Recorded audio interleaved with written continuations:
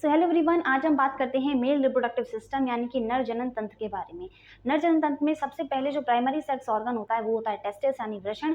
पुरुषों में एक जोड़ी वृषण पाए जाते हैं और प्रत्येक वृषण में लगभग 250 टेस्टिकुलर लोब्यूल्स होते हैं और प्रत्येक लोब्यूल में 2 से 3 हमारी सेमिनिफेरस ट्यूब्यूल्स होती हैं, जिसमें मेल जर्म सेल या फिर स्पर्मेटोगोनिया बनती है और वही वृद्धि करके क्या बनाती है, स्पर्म बनाती है यानी शुक्राणु बनाती है। इसके बाद इसमें काफ़ी ऑर्गन होते हैं जैसे रेटिटेस्टिस यानी वृषण जालिका। इसके बाद अपवाहक नलिका यानी कि जो हमारी ब्लड वेसल्स होती हैं वो होती हैं और इसके बाद अधिक कुंडली संरचना होती है जिसे हम लोग एपिडिडाइमस बोलते हैं। ये मोस्ट इंपॉर्टेंट होती है, लगभग 6 मीटर लंबी होती है और इसका काम होता है क्योंकि स्पर्म जो होता है उसका मैच्योरेशन एपिडिडाइमस में ही होता है।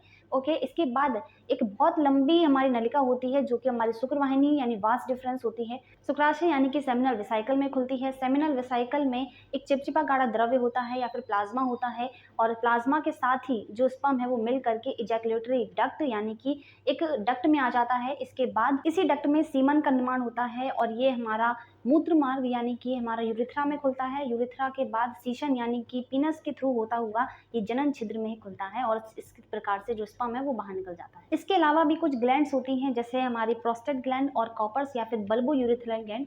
तो इन दोनों का ही काम होता है कि ये क्या करते हैं, अम्लता को खत्म करते हैं, मूत्र मार्ग में जो अम्लता होती है उसे खत्म करते हैं और क्षारीय बनाते हैं।